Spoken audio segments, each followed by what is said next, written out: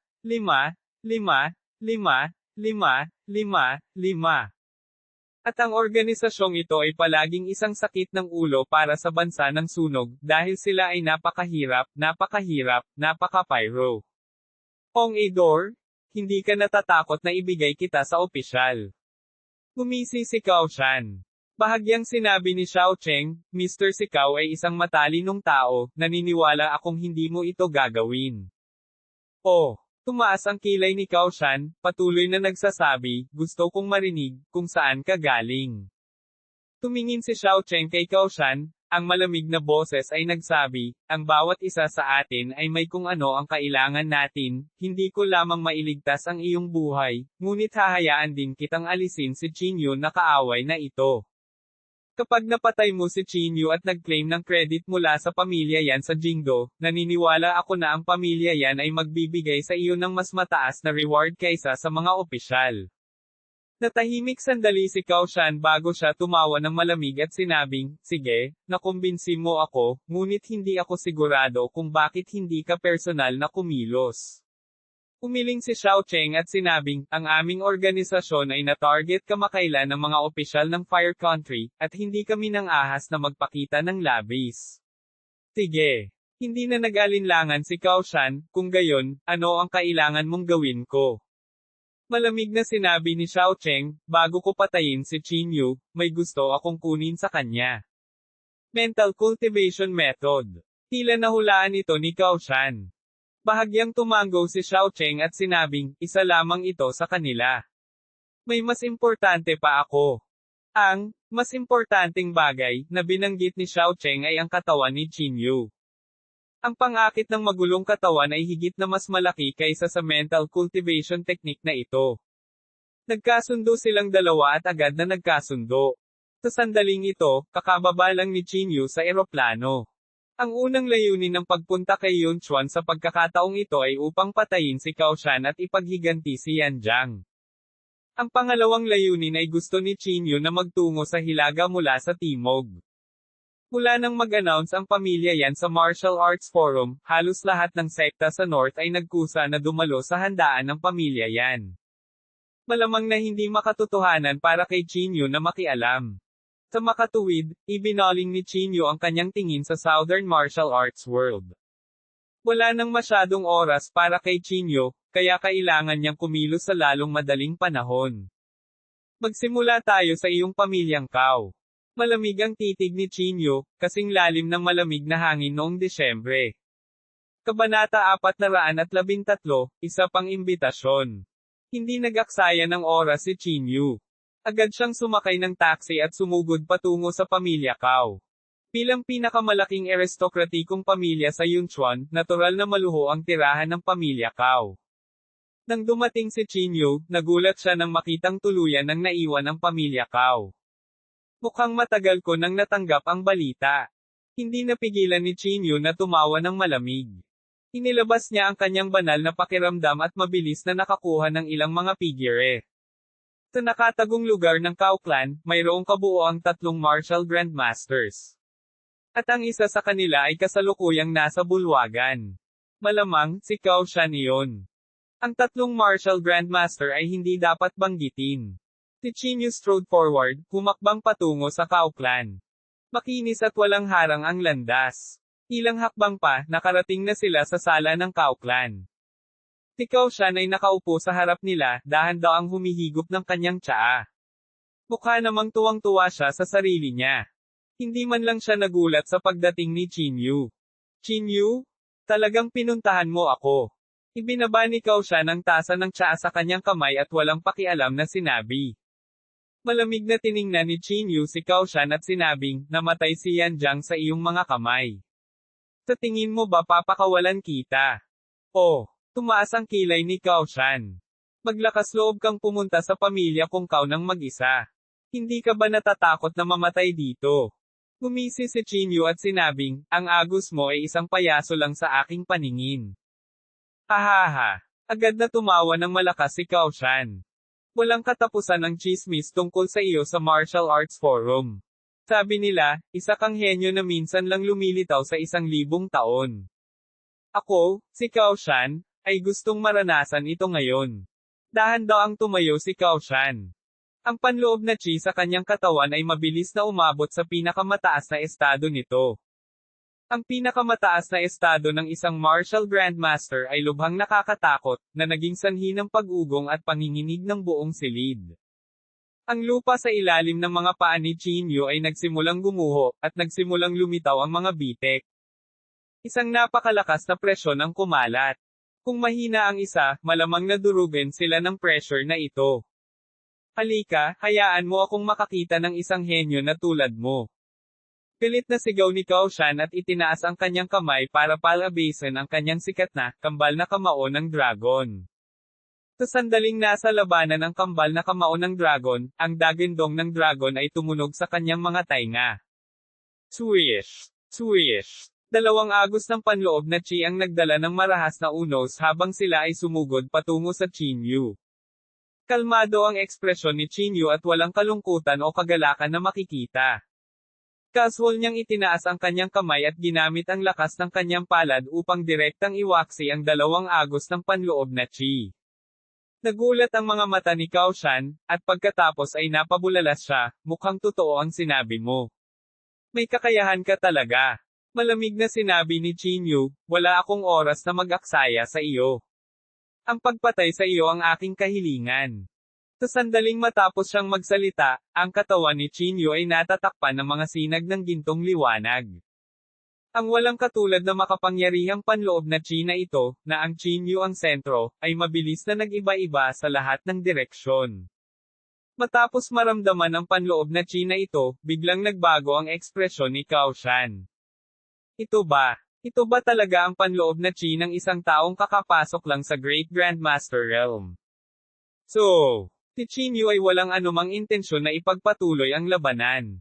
Ang kanyang mga paa ay tumuntong sa lupa, at ang ganap na simula ng sagradong kamao sa kanyang kamay ay lumitaw sa harap ni Cao Shan sa isang kisap mata. Matapos maramdaman ang mabangis na kapangyarihang ito, agad na tumalon ang puso ni Cao Shan. Ang kapangyarihang ito ay higit pa sa pangunawa ni Cao Shan. Boom! Wala nang makaiwas sa suntok na ito. Isang nakasisilaw na liwanag ang bumungad na parang kabilugan ng buwan, na nagburst sa langit at tumakip sa lupa. Si Cao Shan ay nagmamadaling tumugon at ginamit ang lahat ng kanyang mga diskarte, ngunit sa ilalim ng 2 kamay na ito, siya ay tila hindi gaanong mahalaga. Boom! Ang katawan ni Cao Shan ay tinamaan ng ganap na simula ng sagradong kamao. Ang kanyang buong katawan ay nabasag sa ilang antas ng mga pader ng pamilya Cao. Ang marangyang pamilya Cao ay hindi na nakayanan pa at nagsimulang unti-unting gumuho. Parang lindol ang nangyari. Ito ay lubhang magulo. Tumutulo ang dugo mula sa sulok ng bibig ni Cao Shan habang nagpupumilit siyang umahan mula sa mga guho. Puno ng takot ang kanyang mga mata. May mga bitek sa dibdib niya. Ito ang lihim na kayamanan ng kanyang pamilyang Cao, ang protective armor. Sa loob ng mga dekada, hindi pa ito inalis ni Cao Shan, ngunit ngayon ay nabasag ito ng suntok na ito. Sa loob lamang ng ilang maikling buwan, paano siya napabuti ng napakabilis. Pinunasan ni Cao Shan ang gilid ng kanyang bibig, nakaramdam ng matagal na takot sa kanyang puso. Kung hindi nagpadala si Xiao Cheng ng magic tool, hindi siya makakataka sa kamatayan ngayon. Talagang hindi siya namatay. Bahagyang kumunat ang noo ni Qin Yu. Mabuti naman. Nakakalungkot talaga na patayin ka ng ganoon lang, bulong ni Qin Yu sa mahinang boses. Sa susunod na segundo, muli siyang gumamit ng lumiliit na lupa sa 1 pulgada at agad na nagpakita sa harap ni Cao Shan. Nang gagamitin na ni Qin Yu ang Heaven Devouring Technique, biglang ibinuka ni Cao Shan ang kanyang bibig. Isang Divine Seal Diagram ang iniluwa sa kanyang bibig. Naningkit ang mga mata ni Qin Yu sa gulat. Bago pa niya mabawi ang kanyang katinoan, ang banal na selyo ay palaki ng palaki sa hangin. Sa huli, halos mabura nito ang langit at tinakpan ang araw. What bullsh asterisk T, panoorin mo akong bagsakan ka ng isang suntok. Walang pakialam si Qin Yu sa mga kahihinatnan, ang kanyang golden fist ay biglang nabasag. Boom! Sa ilalim ng ganap na simula ng Sacred Fist, ang banal na selyo ay talagang bahagyang inalog. Ang eksenang ito ay nabigla sa magkabilang panig. Nagulat si Qin Yu na ang suntok na ito ay talagang hindi nagdulot ng anumang pinsala sa banal na selyo. At sa dilim, nagulat si Xiao Cheng na ang suntok ni Qin Yu ay talagang nayanig ang banal na selyo. Ganyan kalakas, talagang hindi nabalitaan. Nanlaki ang mga mata ni Xiao Cheng sa kabaliwan. Habang unti-unting pinipigilan ang banal na selyo, ang katawan ni Qin Yu ay nagsimula ring makaramdam ng isang alon ng presyon. Hindi naniwala si Qin Yu sa kasamaang ito at muling kinuyam ang kanyang kamao at binasag ito. Rumble! Ang malakas na epekto na ito ay talagang naging sanhi ng banal na selyo na pinigilan na umatras ng ilang hakbang. Bagaman ito ay ilang milimetro lamang ang pagkakaiba, naging sanhi pa rin ito ng labis na pagkagulat ni Cao Shan at ng iba pa. Kailangang malaman ng isa na nang harapin ni Cao Shan ang banal na selyo na ito, wala siyang kahit katiting na kakayahan na gumanti. Halimaw ang batang ito, tama ba? Hindi napigilan ni Cao Shan na magmura sa loob. Bagamat ang Iron Fist ni Qin Yu ay walang kapantay, ang banal na selyo na ito ay pagkatapos ng lahat ng isang lihim na kayamanan na ipinamana mula sa daan-daang taon na ang nakalilipas. Maging si Qin Yu ay hindi nagawang pigilan ito. Ang banal na selyo ay pinindot pababa na parang bundok na may 5 daliri, mabangis na idiniin si Qin Yu sa lupa. Sure! Ang banal na selyo ay kumislap ng may liwanag at tila nagdagdag ng isang antas ng selyo, mariing idiniin si Qin Yu sa lupa. Gaano man kahirap ang paghihirap ni Qin Yu, ang banal na selyo ay hindi na naapektuhan kahit kaunti. Nang makita ito, sa wakas ay nakahinga ng maluwag si Cao Shan.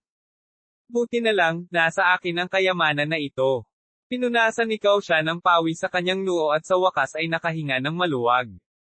Mabilis siyang naglakad sa harapan ni Qin Yu at itinaas ang kanyang paa para sipain ang mukha ni Qin Yu. Tinakot mo ako hanggang sa mamatay. Muntik na akong mapatay sa iyo.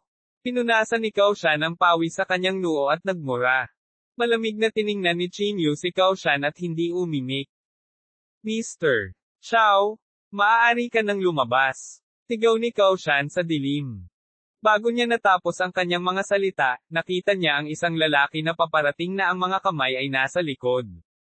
Mabilis siyang naglakad papunta kay Qin Yu at bahagyang tumango, Qin Yu, ikaw ang unang taong makakapagalog ng mapa ng Divine Seal na ito. Wala sa mood si Qin Yu na makinig sa kanyang kalokohan asterisk T sa halip, malamig siyang nagtanong, sino ka? Hong Yi Sect? Xiao Cheng? Walang pakialam na sabi ni Xiao Cheng.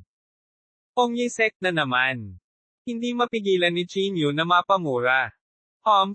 Kung hindi dahil kay Mr. Xiao, natatakot akong mamatay na talaga ako dito ngayon, malamig na sabi ni Cao Shan sa gilid. Hindi pinansin ni Qin Yu si Cao Shan at malamig na tumingin kay Xiao Cheng, sinabing, talagang ayaw sumuko ng iyong Hong Yi Sect. Hindi nagalit si Xiao Cheng. Napangiti siya ng mahina at sinabing, Chinyu, para sabihin sa iyo ang totoo, lahat ng tao sa ating Hongyi sect ay lubos na humahanga sa iyo. Bukod dito, marami kaming inilabas na imbitasyon sa iyo. Sa pagkakataong ito, mabibigyan din kita ng isa pang pagkakataon. Kung handa kang sumali sa sekta ng Hongyi, hindi lamang ako magagarantiya na hindi ka mamamatay, ngunit hahayaan din kitang maging elder ng sekta ng Hongyi, walang pakialam na sabi ni Xiao Cheng. Nang marinig ito, agad na nabalisa si Cao Shan, na nasa tabi niya. Nagmamadali niyang sinabi, Mr. Xiao, dapat siyang mamatay. Kung hindi siya mamatay, mamamatay ako. Sinulyapan ni Xiao Cheng si Cao Shan at pagkatapos ay nagpatuloy, Chinyu, kung handa kang sumali sa sekta kong Hongyi, maaari kong patayin si Cao Shan para sa iyo. Kabanata 414, Paghatol ng mga Diyos. Malaking pagbabago ang ekspresyon ni Cao Shan. Pinandilatan niya si Xiao Cheng at sumigaw, Xiao Cheng. Ikaw ay hindi isang tao ng iyong salita. Sunugin ang tulay pagkatapos tumawid sa ilog. Gumisi si Xiao Cheng, sinunog ang tulay pagkatapos tumawid sa ilog.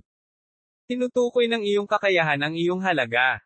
Sa aking mga mata, natapos na ang iyong halaga. Ikaw.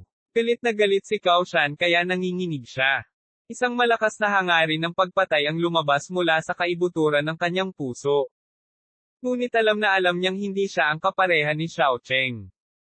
Kung talagang lumaban sila, tiyak na wala silang makukuhang benepisyo.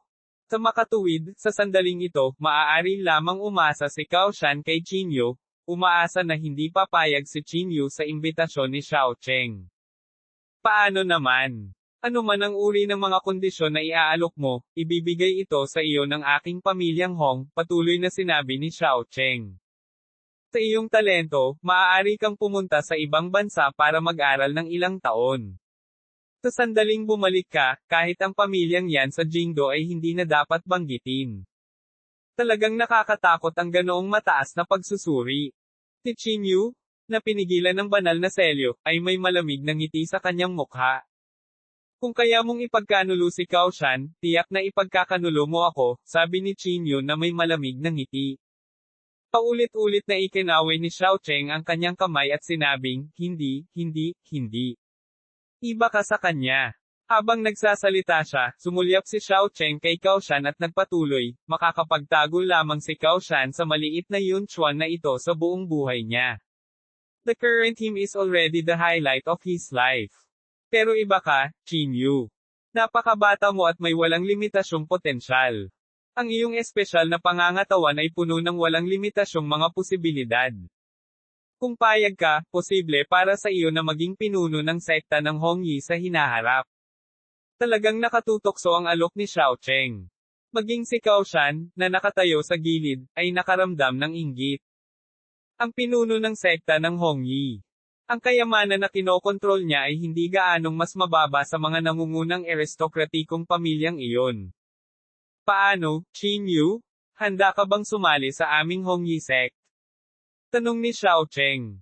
Gumisi si Chinyu, magkaiba ang ating mga hinahangad. Para sa akin, ang kayamanan ay isang makamundong pag-aari lamang. Kung tungkol sa pinuno ng pamilyang Hong, hindi siya dapat banggitin. Hanggat payag ako, tiyak na makakapagtatag ako ng isang aristokratikong sekta ng pamilya na hihigit sa pamilyang Hong sa hinaharap. Hindi nagalit si Xiao Cheng. Inilagay niya ang kanyang mga kamay sa likod at walang pakialam na sinabi, kilala kita, Chinyu. Ang habol mo lang ngayon ay ang panganay na miss ng pamilya yan, di ba? Walang sinabi si Chinyu, na isang lihim na kasunduan. Malamig na sumingot si Xiao Cheng at sinabing, ang mga nagtagumpay ay walang pakialam sa isang babae. Sa loob ng 100 taon, magiging pink skeleton na lang sila. Sa hinaharap, lahat ng uri ng babae ay luluhod sa iyong paanan. Bakit ko pa aalalahanan ang miss ng pamilya yan? Malamig na sinabi ni Chinyu, kaya sinabi ko na magkaiba ang ating mga hinahangad. Mayroong 3,000 mahinang tubig, at isang scoop lang ang kinuha ko. Bukod dito, kung wala si Yanrozo, wala ako kung nasaan ako ngayon. Ang pag-iwan sa iyong gabay, ano ang pagkakaiba mo sa isang hayop? Dahil sa ilang salita ay naging berde ang mukha ni Xiao Cheng. Malamig siyang tumingin kay Chinyu at sinabing, kaya determinado kang tanggihan ako. Tama. Hindi nagatubili si Chinyu. Nang marinig ang sagot ni Chinyu, si Cao Shan, na nasa tabi niya, sa wakas ay nakahinga ng maluwag. Mr. Xiao, bilasan mo at patayin mo siya. Hindi na kailangang makipag-usap sa kanya ng walang kaparerekon. Nag-aalalang udyok ni Cao Shan, natatakot na magbago ang isip ni Chinyu. Hindi pinansin ni Xiao Cheng si Cao Shan. Sa halip, malamig siyang tumingin kay Chinyu at nagpatuloy, naisip mo na ba na kapag hindi ka pumayag, mamamatay ka dito ngayon? Kung mamatay ka, hindi na kailangang pag-usapan ang tungkol sa mga mithiin. Tinaas ni Chinyu ang kanyang kilay at sinabing, sa palagay ko ay hindi ako mamamatay. Oh, nanlamig ang mukha ni Xiao Cheng. Aaminin ko hindi naman masama ang talent mo, pero may prerequisite na pwede kang lumaki. Ang agos ay hindi mo pa rin masasabi ang mga malalaking salita.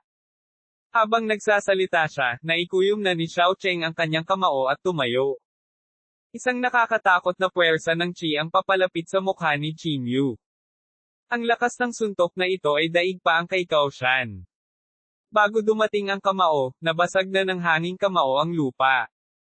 Klang! Mahigpit na dumapo ang kamao sa mukha ni Chinyu, ngunit ang ikinagulat ni Xiao Cheng ay ang mukha ni Chinyu ay nag-iwan lamang ng hindi nakikitang marka. Not to mention his broken bones and tendons, kahit ang balat niya ay hindi mabali. Napakalakas ng katawan. Mamantong hininga si Xiao Cheng mula sa kaibuturan ng kanyang puso. Dahil dito, mas gusto niyang itali si Chinyu. Chinyu, hindi mo ba talaga ito isinasaalang-alang? Malamig na tanong ni Xiao Cheng.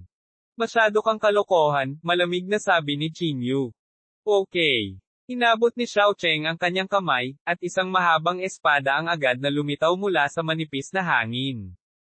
Ang mahabang espadang ito ay isang kayamanan din ng angkan ng Hong.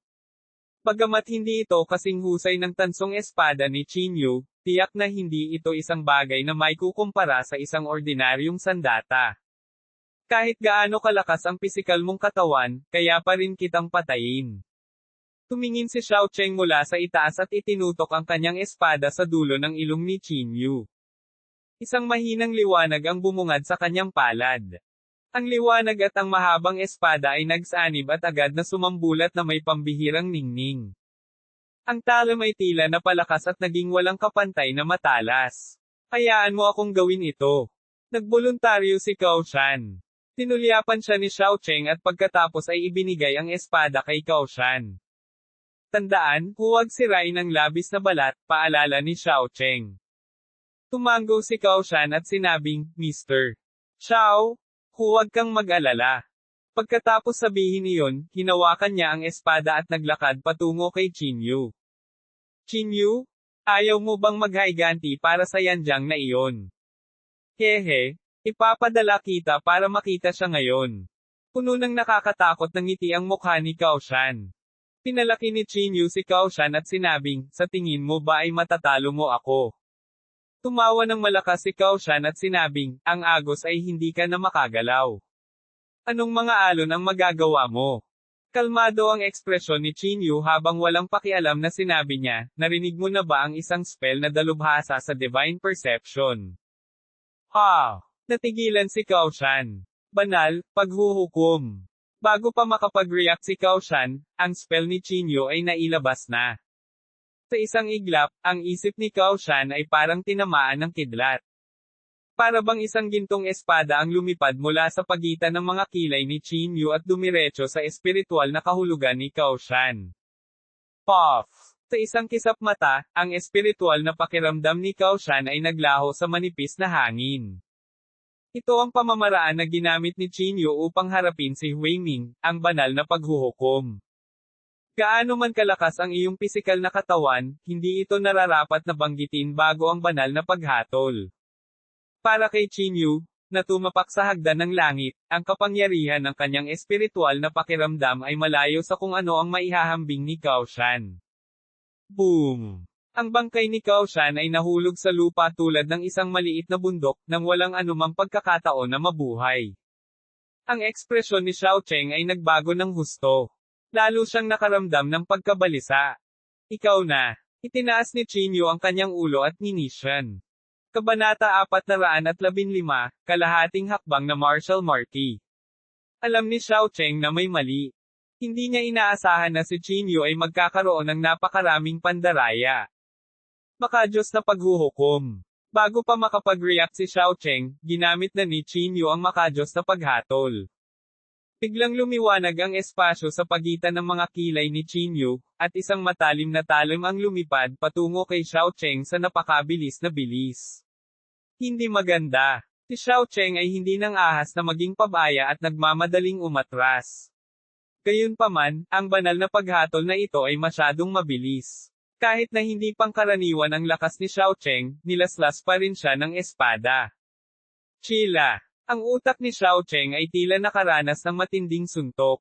Gayunpaman, ang ikinagulat ni Chinyu ay ang pag-ataking ito ay hindi kumitil sa buhay ni Xiao Cheng. Tinira lamang nito ang kanyang espiritual na pakiramdam. Tatandaan ni Chinyu, ako, Hong Yi-sek, ang sama ng loob na ito. Sa susunod, ako, ang sektang Hong Yi, ay tiyak na hindi magiging magalang sa iyo. Inihagis ni Xiao Cheng ang mga salitang ito at nagmamadaling tumakas. Ang larawan ng banal na selyo na idiniin sa katawan ni Chinyu ay binawi rin niya. Sa oras na mabawi ni Chinyu ang kanyang kalayaan, nawala na si Xiao Cheng. Hindi ako makapaniwala na hindi ko siya nagawang patayin. Kumunat ang noo ni Chinyu. Gaya ng inaasahan, walang invincible spell sa mundong ito. Gayunpaman, ang target ni Chinyu ay hindi si Xiao Cheng, kundi si Cao Shan. Matapos patayin si Cao Shan, isinabit ni Chinyu ang kanyang bangkay sa tarangkahan ng pamilya Cao, pagkatapos ay tumalikod at umalis. Ang ganitong mga aksyon ay natural na nagpang-inag sa takot sa lahat ng sekta sa Yunchuan City. Ang pamilya Cao, na nangingibabaw sa Yunchuan sa loob ng maraming taon, ay bumagsak ng ganoon. Si Chinyu ay hindi nagmamadaling umalis sa Yunchuan. Ang kanyang plano ay hindi pa opisyal na naisakatuparan, kaya hindi siya nagmamadaling umalis. Nang gabing iyon, nakahanap si Chinyu ng isang hotel at pansamantalang nanatili doon. Sa gabi, sinubukan ni Chinyu na mag-post ng post na katulad ng pamilya yan sa Martial Arts Forum. Mula ngayon, kukunin ni Chinyu ang lahat ng mga pantas sa mundo. Pagkatapos noon, sumulat si Chinyu ng isang post na sobrang emosyonal. Ang kasalukuyang Chinyu ay matagal nang naging mainit na paksa sa Martial Arts Forum. Basta related sa kanya, halos lahat ng posts ay nakakaakit ng atensyon. Sa makatuwid, ang post na ito ay mabilis na nagdulot ng isang sensasyon. Hindi mabilang na mga komento ang bamaha na parang tubig. Ang Chinyu na ito ay gustong magtatag ng isang sekta. Gusto ba niyang harapin ang pamilyang yan? Si Chinyu ang tanging tao na nangahas na hamanin ang isang aristokratikong pamilya. Kinakatawan niya ang kapangyarihan sa ibaba ng aming hanay. Hindi lang iyon, isa rin siyang elder ng Divine Alchemist Pavilion at nagtataglay ng mental cultivation method na nakuha ng Heaven Ladder. To be honest, medyo natutokso ako. Naghalo-halo ang mga komento. Ang ilang mga tao ay natukso, habang ang iba ay likas na hindi optimistiko. Habang same time na nag-uusap ang lahat, isang taong may ID na, Hanwei, ang nag-post ng komento sa ibaba. Lahat ng tao dito ay pinag-isipan ito ng mabuti. Ang sino mang may kaugnayan kay Chinyu ay kaaway ng pamilyang Han at ng pamilyang Yan. Bukod pa, hindi na mabubuhay ng mas matagal si Chinyu. Sa 4 na buwan, sa kasal namin ni Yan Rozo, personal kung papatayin si Chinyu bilang regalo sa pagbati. Sa sandaling lumitaw ang komentong ito, ang komento ay agad na isang panig. Ang mga sumuporta kay Chinyu kanina ay agad na nabasa. May mga tao pang ang nag-delete ng komento, natatakot na sila ay matarget ng dakilang aristokratikong pamilyang ito. Kung titingnan ang ugali ng lahat, hindi niya maiwasang mapangiti ng mapait. Ibinaba niya ang kanyang kamay at mahinang bumantong hininga, mukhang minaliit ko ang kahalagahan ng mga aristokratikong pamilyang ito sa puso ng lahat. Nasanay na ang lahat sa mga maharlikang pamilya na nakatayo ng mataas at makapangyarihan sa mahabang panahon. Sino ang handang kumuha ng panganib na iyon? Ang landas ng martial arts forum ay talagang hindi magagawa, naisip ni Chin Yu sa kanyang puso. Bagamat paulit-ulit na ginawa ni Chin Yu ang mga bagay na ikinagulat ng mundo, sa totoo lang, hindi ito nakaapekto sa mga maharlikang pamilya. Masasabing hindi lang ginamit ng mga pamilyang yan at Han ang kanilang mga trump card. Kung hindi, paano nakaligtas si Chin Yu hanggang ngayon? Hindi nakatulog si Chin Yu noong gabing iyon. Tiningnan niya ang iba't ibang komento at balita sa martial arts forum at baka sa mukha niya ang pag-aalala. Gabi na. Ang martial arts forum ay abala pa rin sa aktibidad. Sa sandaling ito, isa pang post ang naipost. Ang nilalaman ng post na ito ay mas nakakaantig. Ang nagpost nito ay ang manager ng martial arts forum. Ang pamagat ng post ay, ang liwanag ng kabataan sa bagong panahon, at ang pangunahing karakter ng post ay talagang si Han Wei. Nakalusot si Han Wei ngayon at pumasok sa half-step martial marquee realm. Half-step martial marquee realm. Bagamat hindi ito ang tunay na martial marquee realm, hanggat ang isa ay may bahid ng salitang martial marquee, ang agwat sa pagitan nila at ng martial grandmaster realm ay lalawak. Kung mas mataas ang kaharian, mas magiging malinaw ang agwat. Ang isang martial grandmaster ay maaaring pumatay ng 100 martial grandmaster. Ngunit hanggat may sapat na martial grandmasters, mayroon pa ring kaunting pagkakataong manalo. Ngunit sa harap ni Marky Wu, gaano man karaming martial grandmaster ang mayroon, wala talagang pagkakataong manalo. Nagpatuloy ang pagbabasa ng thread at may video ng exclusive interview ni Han Wei. Sa video, unang ipinahayag ni Han Wei ang kahirapan ng kanyang paglilinang. At sa lalong madaling panahon, binago ni Han Wei ang paksa sa Chin Yu. Mr. Han, ikaw at si Miss Yan ay parehong pinapabore ng mga anak ng langit.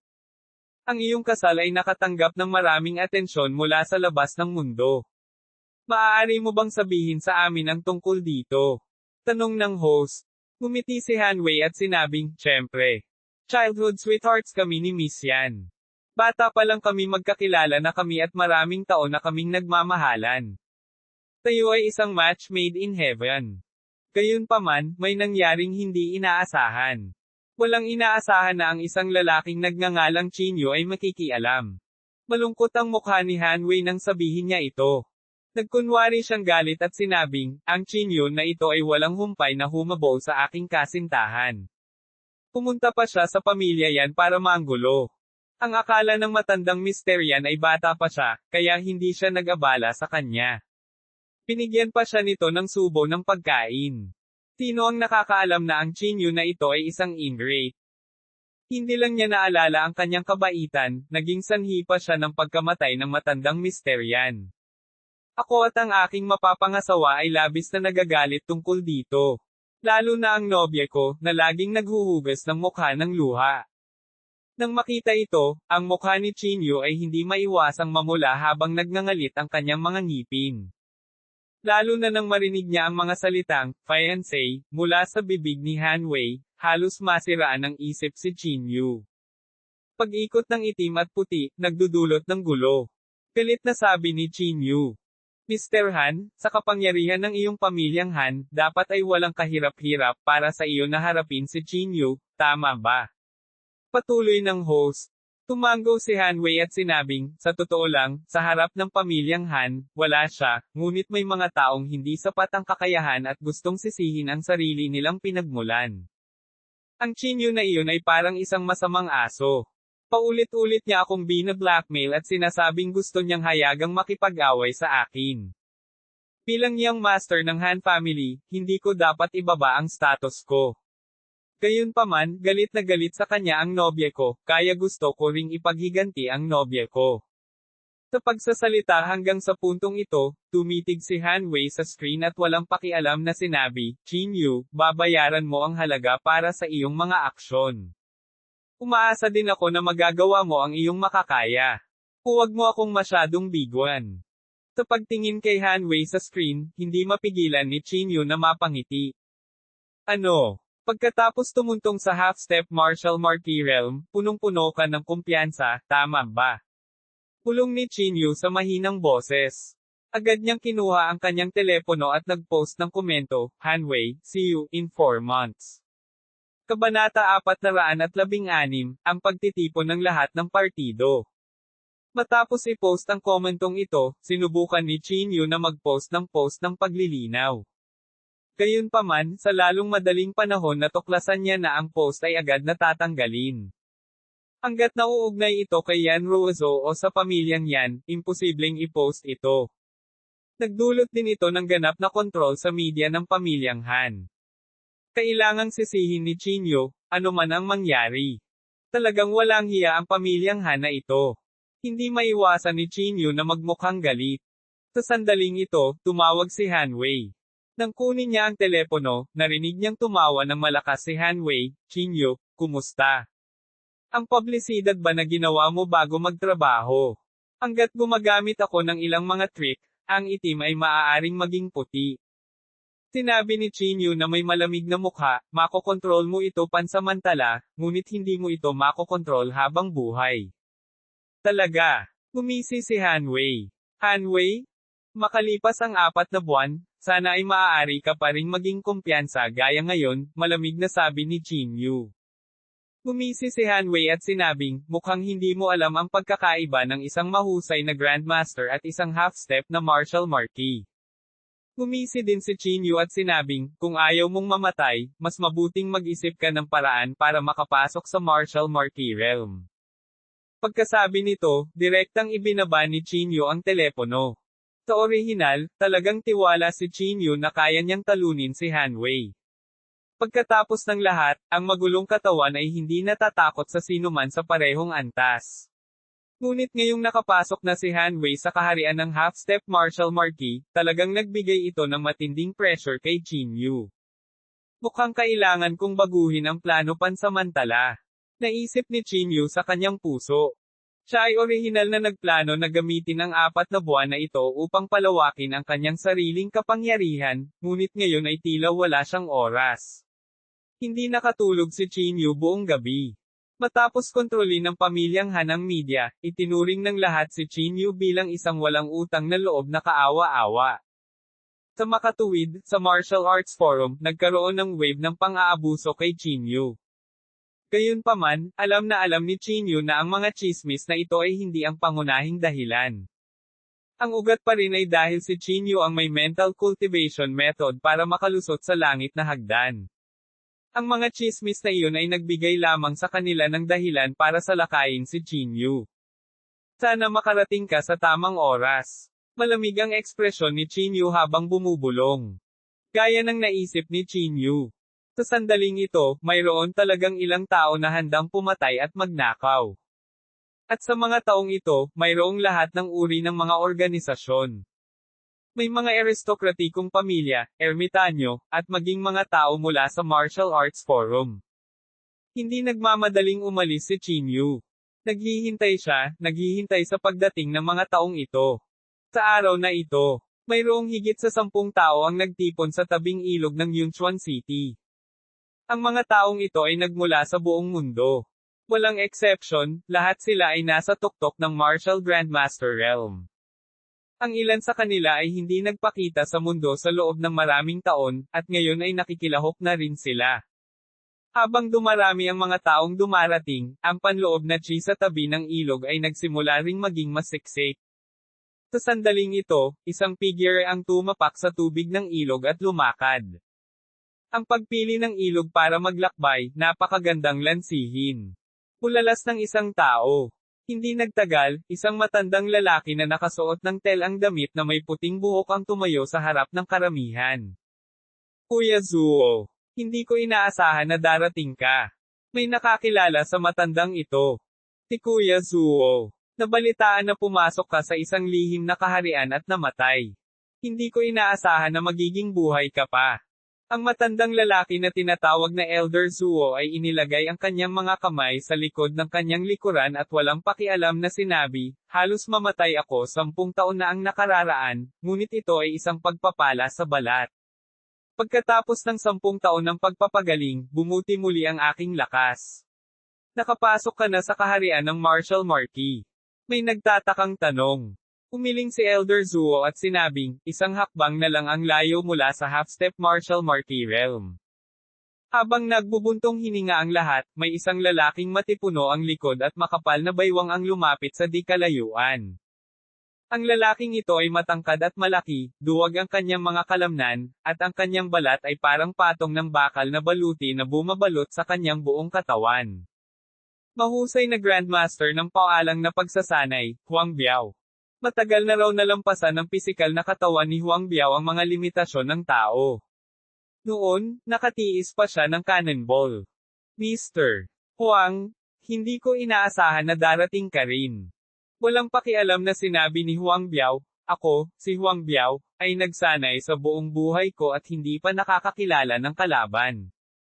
Ngayong narinig ko na ang isang batang may dilaw na bibig na nagsasabing mayroon siyang walang katulad na pisikal na katawan, ako, si Huang Biao, ay gustong makita ito. Mr. Huang, ang iyong pisikal na katawan ay tunay na walang kapantay sa mundo. Pinuri siya ng lahat. Sa sandaling ito, isang binata na may berdeng sombrero sa kanyang ulo ay pumasok din. Nasa likod niya ang mga kamay niya, mukhang eksperto. Gayunpaman, ang panloob na chi sa kanyang katawan ay napakababa, na parang nasa Grandmaster realm lang siya. This Mr. Is, may kumatok sa ulo niya at nagtanong. Umubo ang kabilang partido at walang pakialam na sinabi, ako si Jiang disipulo niya. Ang pangalan ko ay Qing Yao. Si Jiang siya ay disipulo. Nang marinig ang pamagat na ito, lahat ay nakalanghap ng malamig na hangin. Iyon ay isang pag-iral na unang nirerango kapantay ni Ye Qing. Kumusta si Old Mr. Jiang? Sunod-sunod na tanong ng lahat. Hindi ko inaasahan na may ipapadala talaga ang matandang Mr. Jiang dito. Sa iyong pakikilahok, ang Qing Yu na iyon ay tiyak na mamamatay. Inilagay ni Qing Yao ang kanyang mga kamay sa kanyang likuran at walang pakialam na sinabi, natural iyon. Interesado ang aking amo sa mantrang ito, kaya pinapunta niya ako rito.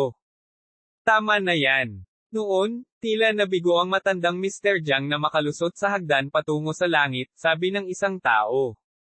Nang marinig ito, itinaas ni Qing Yao ang kanyang kamay at sinampal ang kanyang mukha. She cursed. How dare you, Junior? Iniinsulto mo ba ang aking amo? Ang binugbog na Martial Grandmaster ay nagmamadaling iwinagayway ang kanyang kamay at sinabing, hindi ako nangangahas. Casual lang ang sinasabi ko. Mr. Qing, bilang disipulo ni Old Mr. Jiang, bakit nasa Grandmaster realm ka lang? May nagtatakang tanong. Nanlaki ang mga mata ni Qing Yao at muli siyang sinampal. Ayaw ng master ko na maging masyadong high profile, kaya gumamit siya ng secret technique para pagtakpan ang internal chi ko. Hindi ka ba sumasang-ayon? Pagmumura ni Qing Yao. Ang kabilang partido ay natural na hindi natutuwa pagkatapos na sampelan.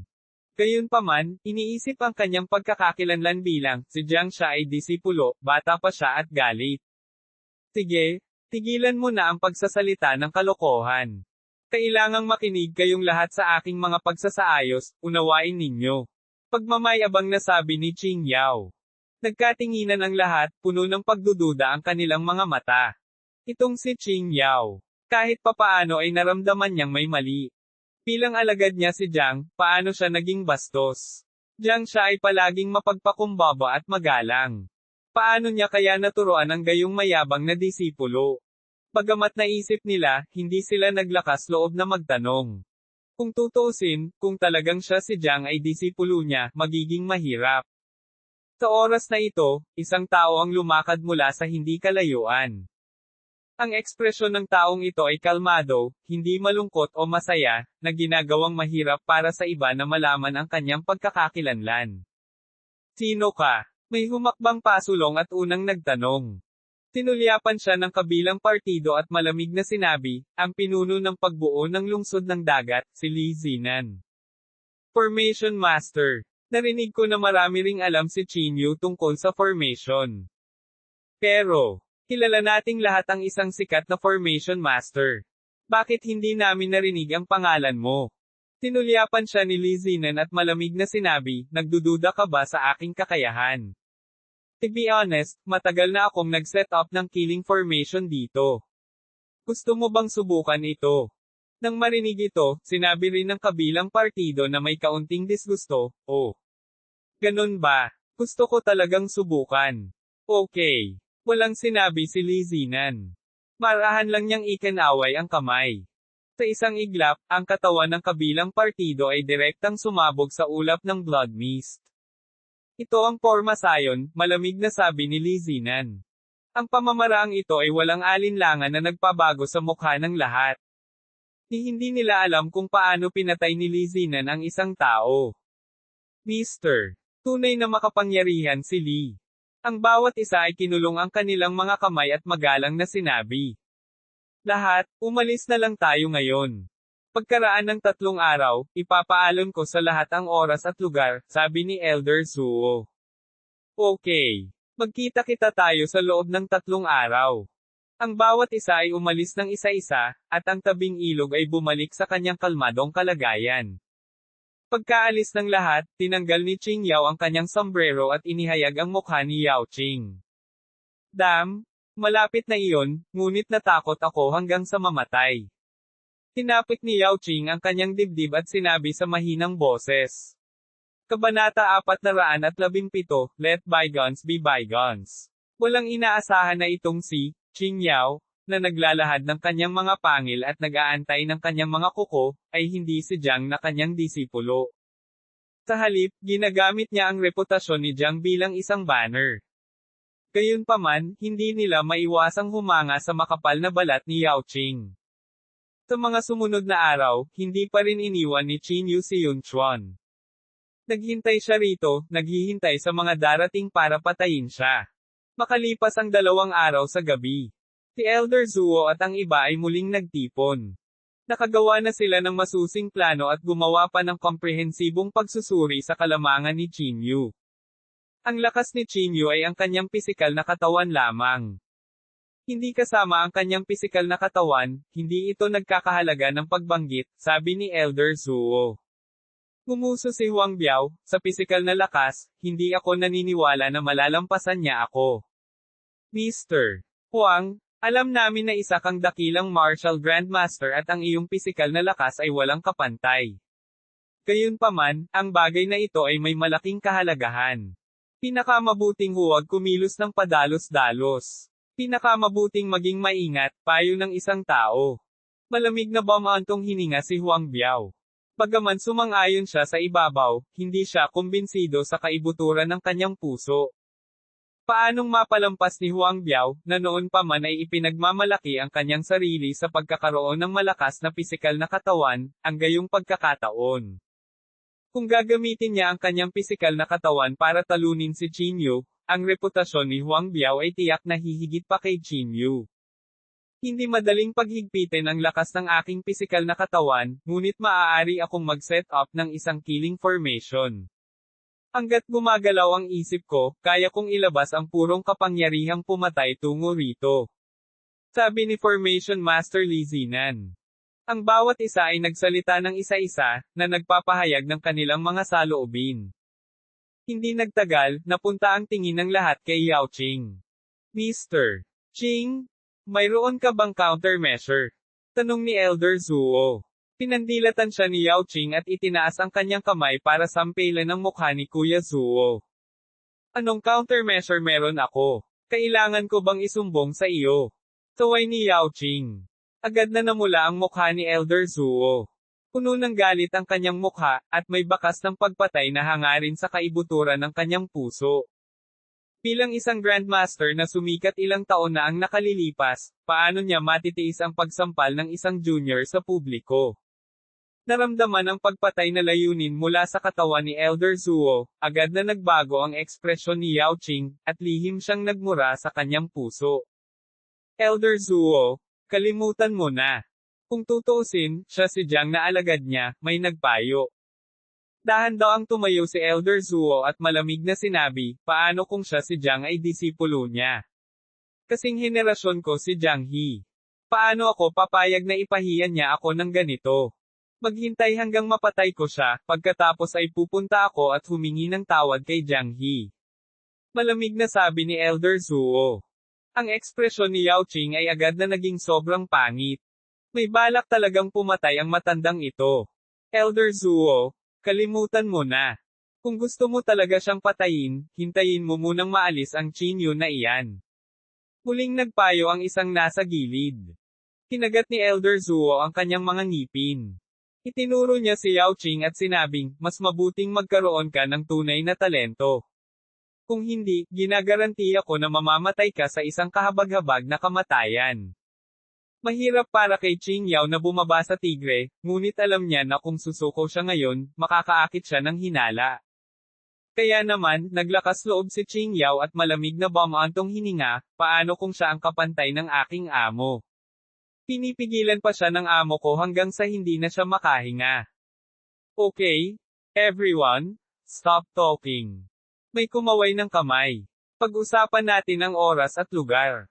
Tumayo si Li Zinan at walang pakialam na sinabi, pumunta tayo sa Riverside. Kaunti lang ang mga tao sa tabi ng Riverside, kaya magandang lugar ito para pumatay ng mga tao. Bukod dito, napagmasdan ko ang lupain ng tabing ilog at nakapagtayo na ako ng isang pamatay na pormasayon. Tumango ang lahat at sinabing, okay, pumunta tayo sa tabing ilog gaya ng sinabi ni Mr. Lee. Pero, paano natin malilin lang si Qingyu? May pagdududa na nagtanong. Pupunta ako. Agad na nagboluntaryo si Yao Qing. Hahanapin ko na si Qingyu at nangako kaming linlangan siya. Sumulyap si Elder Zuo kay Yao Qing at sinabing, pupunta ka. Hehe, bakit ka paniniwalaan ni Qingyu? Ibinuka ni Yao Qing ang kanyang bibig at sinabing hindi sinasadya, dahil lang ako si Jiang ay disipulo niya, hindi ako naniniwala na hindi niya ako bibigyan ng mukha. Hehe, ang Qingyu na iyon ay palaging hindi nakakapag-iba sa pagitan ng superiority at inferiority. Hindi niya nakikilala ang sarili niyang kamag-anak. Not to mention that you're Jiang his disciple, even if you're the heavenly king, he might not give you face, sabi ng isa. Pupunta ako. Sa sandaling ito, isang binata ang tumayo. Nang makita ang binatang ito, bahagyang nagbago ang ekspresyon ni Yao Qing. Ang taong ito ay walang iba kundi si Jinglo, ang tinaguriang henyo ng rehiyon ng Jiangbei. Ang pinakanabagabag sa pakiramdam ni Yao Qing ay ang pagkakaroon ni na Jinglo at Fang Yun ng napakagandang relasyon. Ang sombrero sa kanyang ulo ay malamang na makita. Sino ka? Tanong ni Elder Zuo na may maningning na mga mata. Isang bakas ng lamig ang bumungad sa mukha ni Jinglo. Anak ako ni Jing Shihong. Si Jinglu, ang aking ama, ay namatay sa kamay ni Qingyu. Si Jinglu ay nagngangalit ang kanyang mga ngipin at sinabi. Ngayon, wala akong lakas para harapin si Qingyu. Maaari ko lamang ilagay ang aking pag-asa sa lahat. At kami ni Qingyu ay matandang magkakilala. Naniniwala ako na kaya natin siyang linlangan na pumunta rito. Nagkatinginan ang lahat, pagkatapos ay nahulog ang kanilang mga mata kay Elder Zuo. Nag-isip sandali si Elder Zuo, pagkatapos ay tumango at sinabi, ito ay isang magandang pagkakataon para patayin ang aking ama. Ikaw talaga ang pinakaangkop na tao na puntahan. Tumango si Jinglo at malamig na sinabi, huwag mag-alala, tiyak na dadalhin ko si Qingyu sa Riverside bukas. Pagkasabi nito, tumalikod si Jinglo at umalis. Biglang naging pangit ang ekspresyon ni Yao Qing. Hindi niya inaasahan na darating si Jinglo. Hindi, kailangan kong humanap ng paraan para ipaalam kay Mr. Qin sa lalong madaling panahon, naisip ni Yao Qing sa kanyang sarili. Upang maiwasan ang mga aksidente, walang sino man ang pinahihintulutang umalis mula ngayon. Gayunpaman, ang mga salita ni Elder Zuo ay ganap na pumutol sa pag-iisip ni Yao Qing. Lahat, ibigay ang inyong mga telepono, tumayo si Elder Zuo at nagpatuloy. Inilabas ng lahat ang kanilang mga cellphone at ibinigay. Hindi makahanap ng dahilan si Yao Qing para tumanggi. Masunurin lamang niyang iabot ang kanyang telepono ayon sa kahilingan ni Elder Zuo. Kailangan nating mag-isip ng paraan. Si Yao Qing ay labis na nababalisa, ngunit wala siyang magagawa. Uwid. Kinaumagahan, dahan-daw ang sumikat ang araw, na nagtitina sa malawak at mahabang ilog na may patong na gininto ang kulay. Sa ilalim ng tila mapayapang eksenang ito, mayroon ng nakatagong hangarin sa pagpatay. Sa sandaling ito, si Chinyu ay nakatayo sa tabi ng bintana, tahimik na nakatingin sa langit. Maaari bang, walang nang ahas na lumapit? Kumunat ang noo ni Chinyu. Ang kasalukuyang Chinyu ay talagang sapat na makapangyarihan sa martial world. Pinatay niya ang higit sa 10 peak grandmaster sa kanyang sarili. Ang ganitong uri ng record ng labanan ay nagpahinto sa hindi mabilang na mga tao sa kanilang mga landas. Pinaikit ni Chinyu ang kanyang mga mata, at isang ideya ang biglang pumasok sa kanyang isipan. Sa sandaling ito, may kumatok sa pinto. Sa wakas, may tao na dito.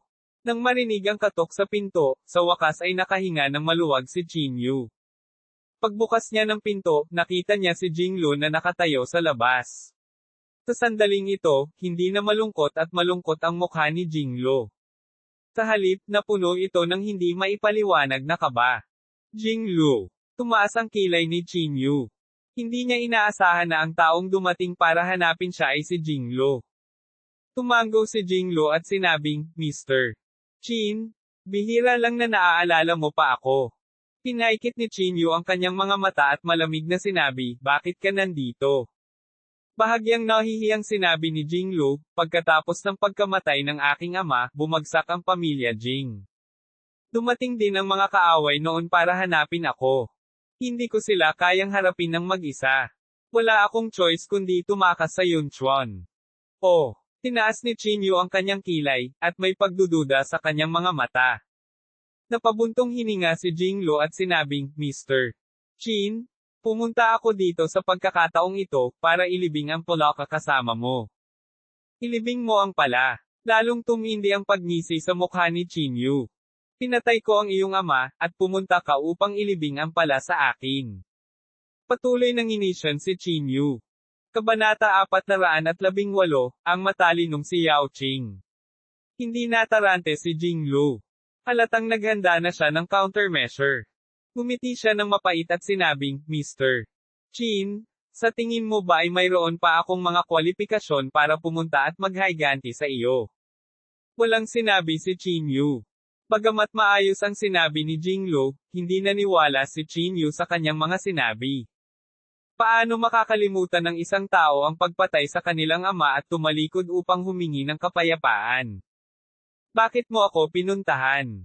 Tanong ni Chinyu. Sinabi ni Jinglu sa malalim na boses, Mr. Chin, gusto kong humingi ng pabor sa iyo.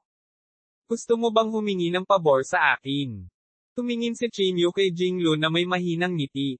Tumango si Jinglu at sinabing, oo, nakakita ako ng lihim na kaharian sa Yunchuan, ngunit sa sarili kong kakayahan, hindi ako nangangahas na pumasok ng mag-isa. Wala akong kakilala sa Yunchuan. Narinig ko na pumunta ka sa Yunchuan, kaya pumunta ako para humingi ng pabor sa iyo. Puno ng sinseridad ang mukha ni Jinglu, at mukhang hindi ito peke. Natahimik sandali si Chinyu at sinabing, okay, nasaan na?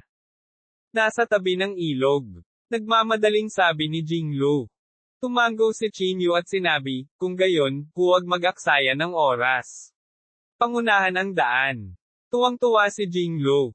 Hindi niya akalain na si Chinyu ay magiging napakadaling paniwalaan. Mr. Chin, please. Kinulong ni Jinglu ang kanyang mga kamay at sinabi. Umalis silang dalawa sa hotel at sumugod sa Riverside. Habang nasa daan, hindi nagsalita sina Chinyu at Jinglu, kaya medyo naging awkward ang eksena. Makalipas ang kalahating oras, huminto ang sasakyan sa gilid ng kalsada. Sabik na bumaba si Jinglu sa kotse at pinagbuksan ng pinto si Chinyu. Mr. Chin, nasa harap lang. Sabi ni Jinglu habang nagpipigil ng excitement. Bumaba si Chinyu sa kotse.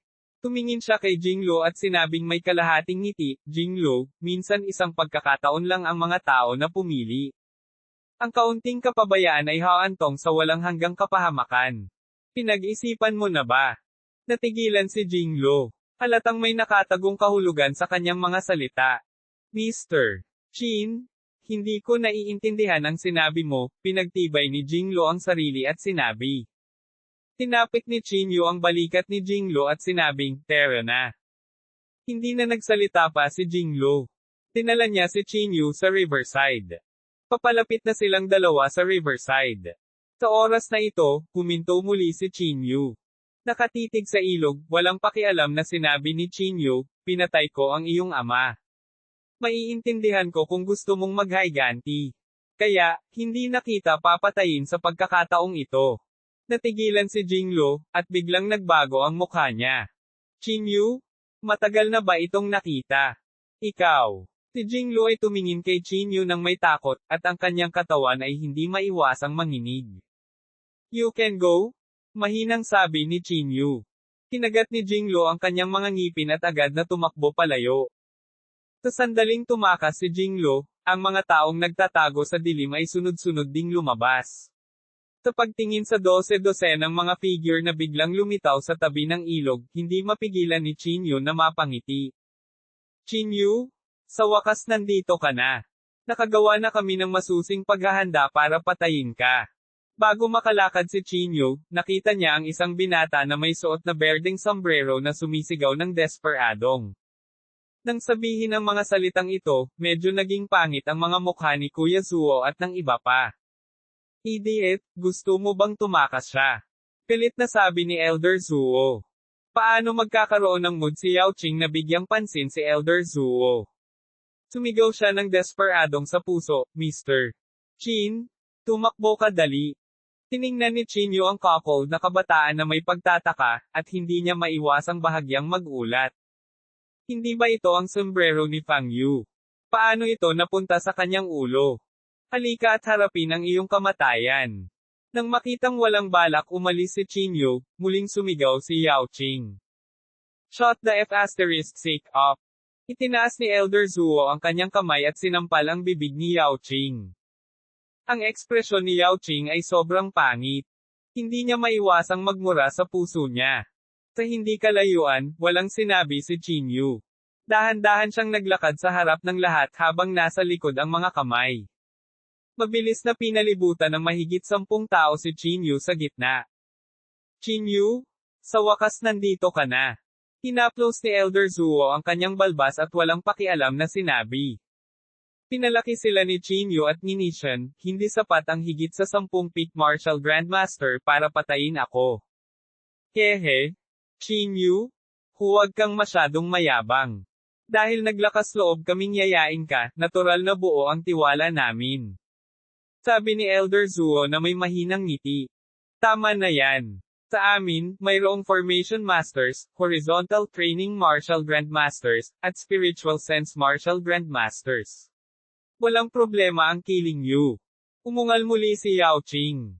Sa pagkakataong ito, nakita rin ni Chinyu na may kakaiba. Ang batang ito ay tila nananakot sa kanya, ngunit sa katunayan, bawat salita na kanyang sinabi ay upang ipaalam sa kanya. Manahimik ka. Tinitigan ng masama ni Elder Zuo si Yao Qing. Pagkatapos sabihin iyon, tumingin si Elder Zuo kay Chinyu at malamig na sinabi, Chinyu, ayaw naming magkaaway. Kung handa kang ibigay ang pamamaraan ng mental cultivation sa hagdanan patungo sa langit, maaari naming isaalang-alang na iligtas ang iyong buhay. Mental cultivation method. Tumaas ang kilay ni Chinyu, pagkatapos ay umiling at sinabing, kung gayon ang masasabi ko lang ay sorry, dahil, walang mental cultivation method sa hagdanan patungo sa heaven. Puno ka ng kalokohan, malamig na sabi ni Elder Zuo.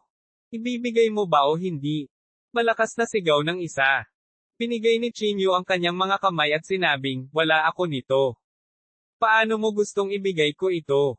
Sa pagsasalita hanggang sa puntong ito, huminto sandali si Chinyu at nagpatuloy, oh, syempre. Kahit meron, hindi kita ibibigay. Ang ganda ni Chinyu.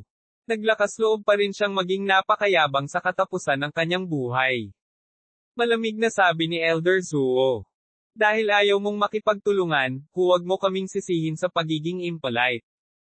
Habang nagsasalita siya, ang panloob na chi ni Elder Zuo ang unang pumutok. Matapos maramdaman ang panloob na chi ni Elder Zuo, isang pahiwatig ng panatismo ang bumungad sa mga mata ni Chinyu. Ang panloob na chi ni Elder Zuo ay ilang beses na mas malakas kaysa sa isang ordinaryong Pinnacle Martial Grandmaster. Kasunod nito, ang panloob na chi ng iba pang 10 sa mga tao ay sumabog din. Sa isang iglap, ang tubig ng ilog ay nagsimulang umalpas ng husto, na nag-udyok sa mga nagngangalit na alon. Ang mga puno sa magkabilang gilid ay pinutol sa kalahati ng panloob na chi na ito. Bibigyan kita ng huling pagkakataon. Ibigay o hindi. Malamig na sabi ni Elder Zuo. Gumisi si Chinyu, bingi ka ba? Matanda ka na para magretiro sa bahay. Bakit ka nandito para mamatay? Okay. Hindi na nagsalita pa si Elder Zuo. Nang malapit na siyang mag-utos na, magkasamang umatake, biglang sumigaw si Yao Qing sa gilid, Chinyu, hindi mo kailangang maging mayabang. Isa ka lang malakas na pisikal na katawan. Ang pisikal na katawan ng ating Master Huang Biao ay higit na mataas kaysa sa iyo. Sa isang pangungusap lamang, si Huang Biao, na handang kumilos, ay pinuri ng langit.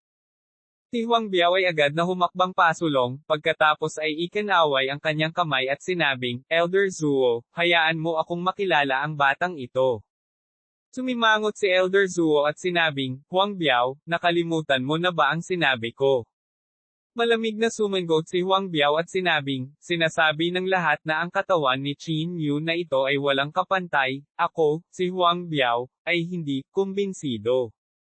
Kung hindi ako makapagpalit ng ilang galaw sa kanya ngayon, hindi ako makontento.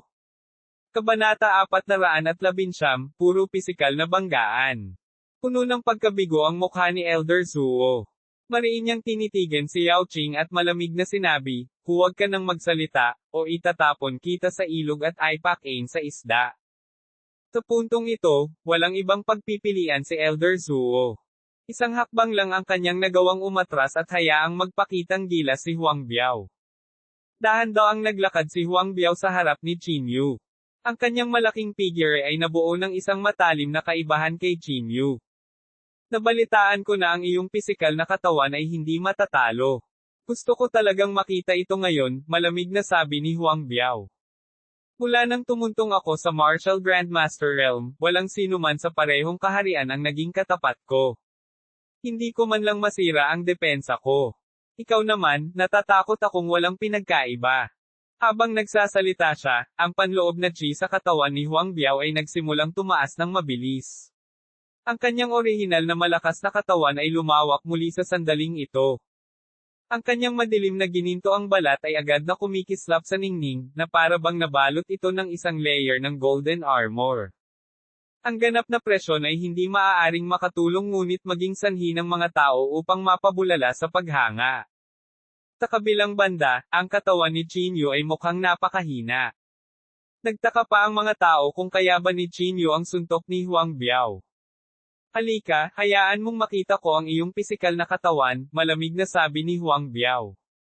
Tumingin si Chinyu kay Huang Biao at tumango, talagang hindi masama ang iyong pisikal na katawan. Siguradong marami kang pinaghirapang magsanay sa lawak na ito. Handa ka bang mamatay dito? Isang kislap ng galit ang sumilay sa mukha ni Huang Biao. Hinuyam niya ang kamao at itinaas iyon.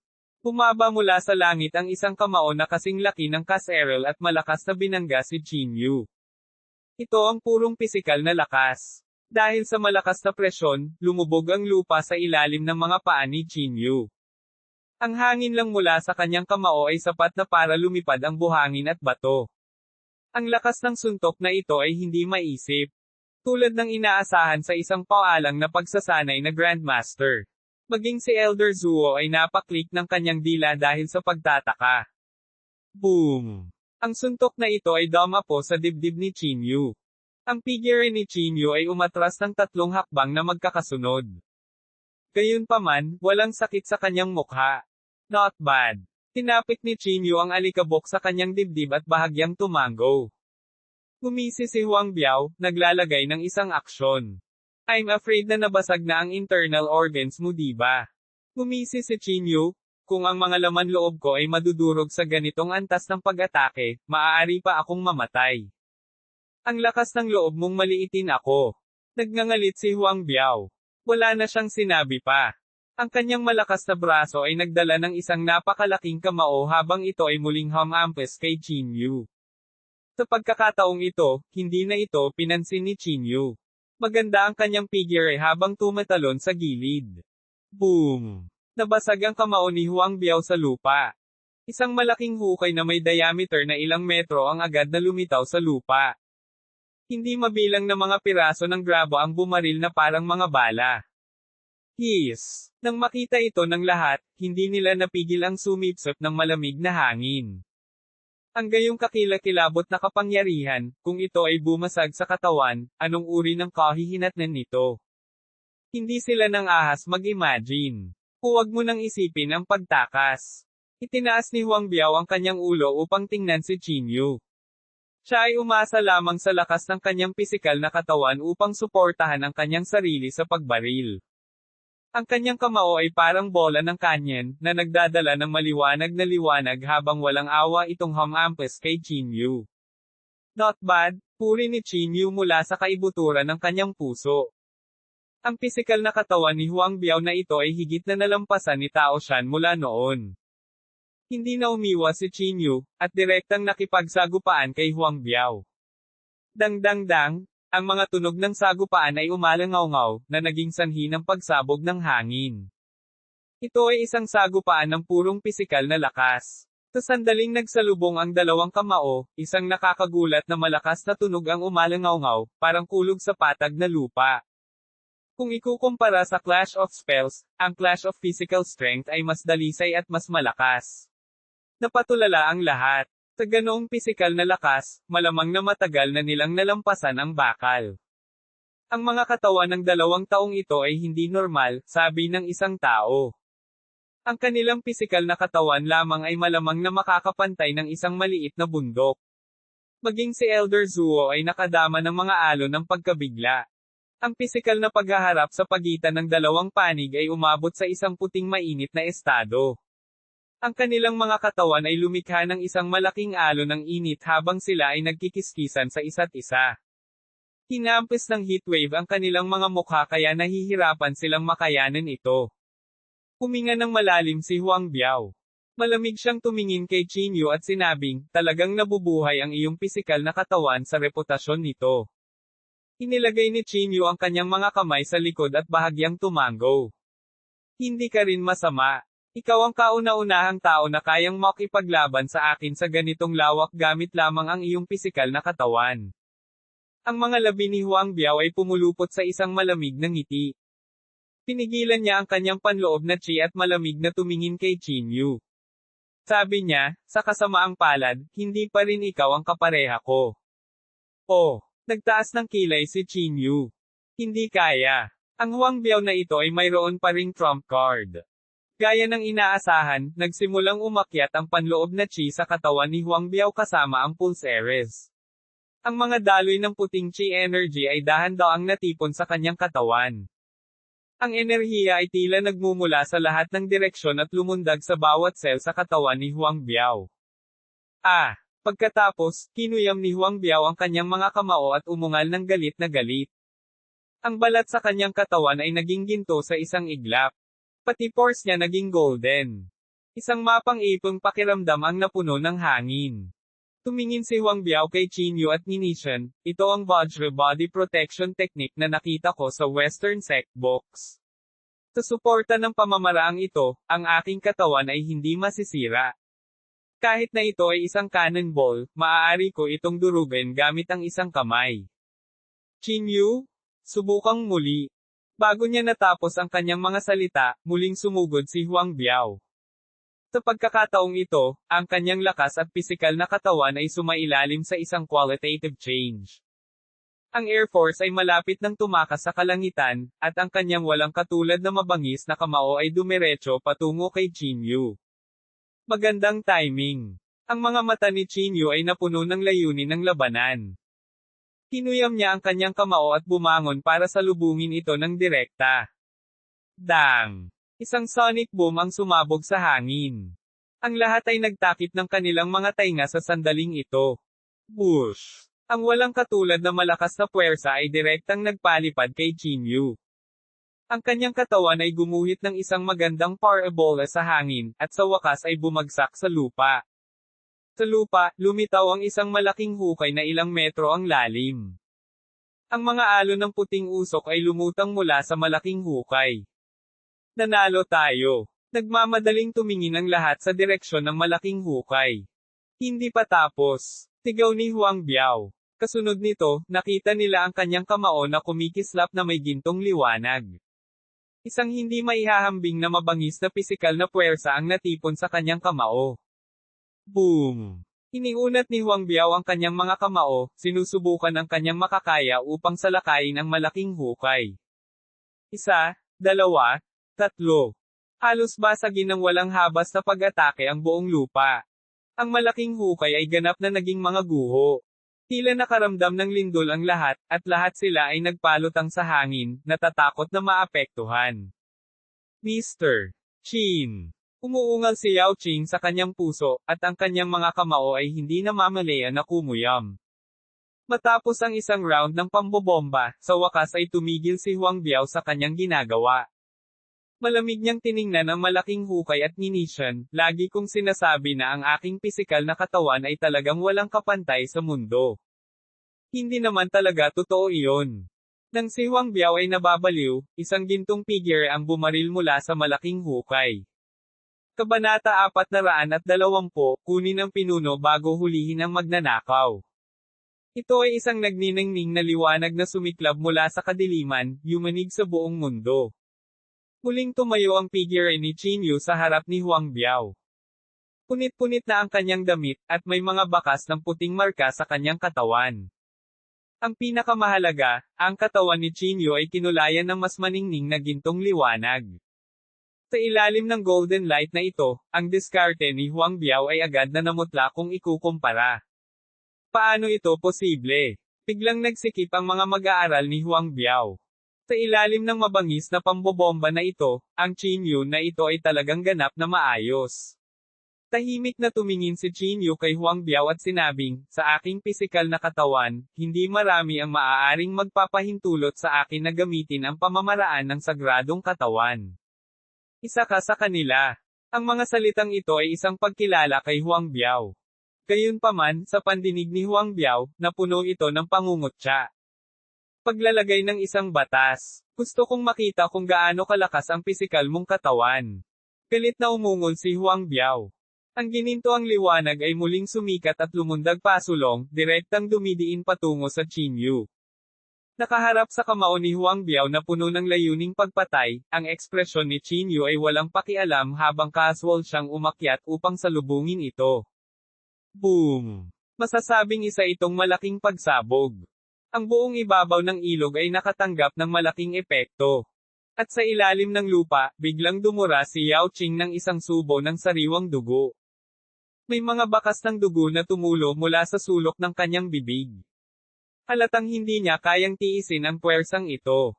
Sa kabutihang palad, ang line of sight ng lahat ay nasa battlefield, kaya walang nakapansin sa abnormalidad ni Yao Qing. Ang liwanag ay pumasok sa paningin ng lahat, at walang sino man ang nakakakita ng malinaw sa nangyayari sa kalangitan. Sa wakas, unti-unting nawala ang liwanag. At sa ere, si Qin Yu na lang ang natira. Nasaan si Huang Biao? May nag-aalalang tanong. Siya ay naroon. Tinundan ng lahat ang kanilang linya ng paningin at nakita na ang gintong liwanag sa katawan ni Huang Biao ay nabasag, at ang kanyang katawan ay nasugatan sa maraming lugar. Ang kanyang katawan ay tinina ng pula, at ang gintong liwanag ay nawala. Ikaw, may ganoong kalakas na katawan, itinuro ni Huang Biao si Qin Yu sa hangin at nagpupumilit na bumangon mula sa lupa. Malamig na tiningnan ni Qin Yu si Huang Biao at sinabing, kung gugustuhin ko, ngayon ko lang sana kinuha ang buhay mo. Natigilan si Huang Biao, at isang bakas ng pagkabigo ang bumungad sa kanyang mukha. Bagamat ayaw niyang maniwala, alam niya na ang trump card ni Qin Yu, ang ganap na simula ng banal na kamao, ay hindi pa nagamit. Susuko na ako, mahinang sabi ni Huang Biao. Tumingin siya kay Elder Zuo at sa iba pa at sinabing, sumusuko na ako sa mantrang ito. Huang Biao?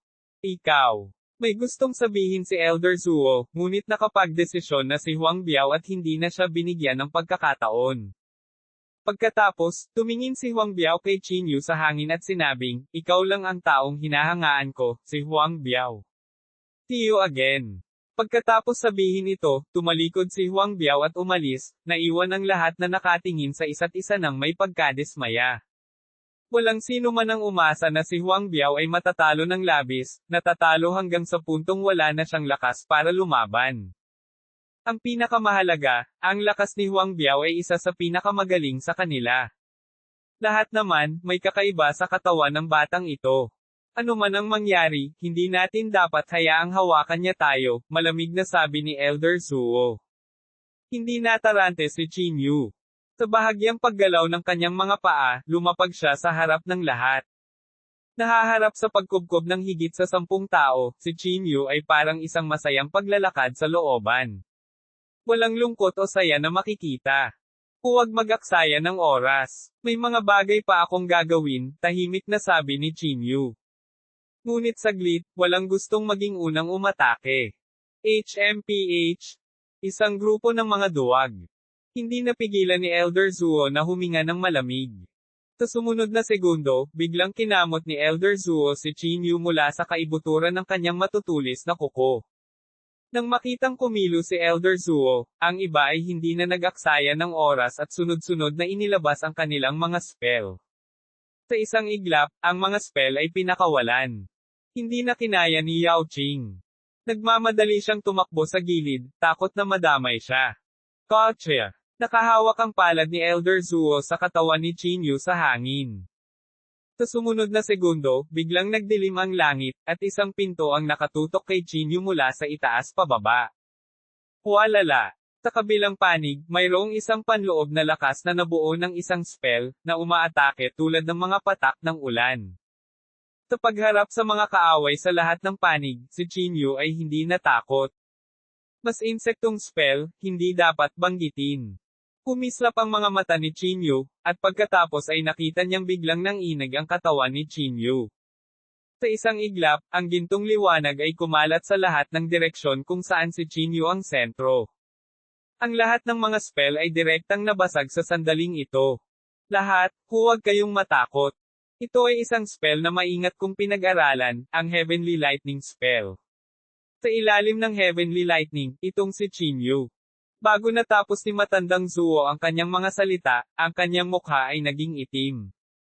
Ibinuka ni Qin Yu ang kanyang bibig at talagang pilit na nilunok ang tinatawag na makalangit na kidlat sa kanyang tiyan. Hindi ito karapat-dapat na banggitin. Ngumisi si Qin Yu, ipinakita ang isang subo ng mapuputing ngipin. Naramdaman ng Matandang Zuo na tumibok ang kanyang puso. Ang mga pamamaraan ng batang ito ay hindi masusukat sa sentido komon. Tapos ka na ba? Ako na ang lumaban. Malamig na inilibot ni Qin Yu ang kanyang tingin sa mga tao. Ang bawat salita ay parang anting-anting na nagbabanta sa buhay, na ginagawang walang katapusang takot sa mga tao. Bush! Sa sumunod na segundo, biglang nawala ang figure ni Qin Yu. Ang gintong liwanag ay sumasalamin sa mga mata ng lahat. Ang kanyang malawak na bukas at malawak na bukas na mga galaw ay may anyo ng paghahati ng langit at lupa. Kung saan man ito mapunta, ni isang dahon ng damo ay hindi tumubo. Nagkalat ang lahat at tumakas. Walang gustong magtiis sa suntok ni Qin Yu. Bang! Gayunpaman, masyadong mabilis ang figure ni Qin Yu. Sa huli, may mga tao pa rin na hindi makaiwas sa oras. Sa ilalim ng marahas na suntok, diretso itong tumusok sa laman at naging isang tumpok ng mga lantang buto. Sa sandali ng kanyang kamatayan, agad na ginamit ni Qin Yu ang Heaven Swallow ang teknik at nilunok ito sa kanyang katawan kasama ng kanyang espiritual na pakiramdam. Komportable. Tinilaan ni Qin Yu ang kanyang mga labi at walang tigil ng inisyan. Ang ganitong pamamaraan ay nagpatalon sa mga puso ng mga tao. Soul-binding lock. Sa sandaling ito, ang espiritual na guro ay umungal ng malakas. Sa isang iglap, ilang kadena ang lumipad mula sa kanyang katawan. Ang bilis ng mga kadena na ito ay napakabilis, at sa isang kisap mata, pumasok ang mga ito sa isip ni Qin Yu. Agad na naramdaman ni Qin Yu na ang kanyang banal na sentido ay nawala ng ulirat, at muntik na siyang bumagsak muli sa lupa. Oh, ano ito? Hindi mapigilan ni Qin Yu na matigilan. Sa sandaling siya ay natigilan, sinamantala ni Elder Zuo ang pagkakataon. Mahusay yan Divine Slash. Tinamahan ng nakataas na ulo ni Elder Zuo at galit na Dagendong, isang sinag ng makalangit na liwanag ang agad na sumikat. Ginamit ng sinag ng liwanag ang kapangyarihan ng paghahati ng langit at lupa para agad na laslasin ang ulo ni Qingyu. Bahagyang nagbago ang ekspresyon ni Qingyu. Huli na para umiwas siya. Chila. Ang liwanag ay tumama sa dibdib ni Qingyu. Isang madugong peklat ang lumitaw sa harap ng lahat. Magaling. May tuwang-tuwa na sumigaw. Nangangahulugan ito na ang katawan ni Qingyu ay masusugatan din. Habang nakatingin sa dagwang peklat sa kanyang dibdib, unti-unting nanlamig ang ekspresyon ni Qingyu. Ikaw, ang kanilang commander. Malamig na tiningnan ni Qingyu si Elder Zuo. Agad na nagbago ang ekspresyon ni Elder Zuo. Nako, siya ang pinupuntirya. Kung gusto mong makahuli ng magnanakaw, hulihin mo muna ang pinuno. Pagkatapos ay papatayin muna kita. Isang malupit na ngiti ang sumilay sa mukha ni Qingyu.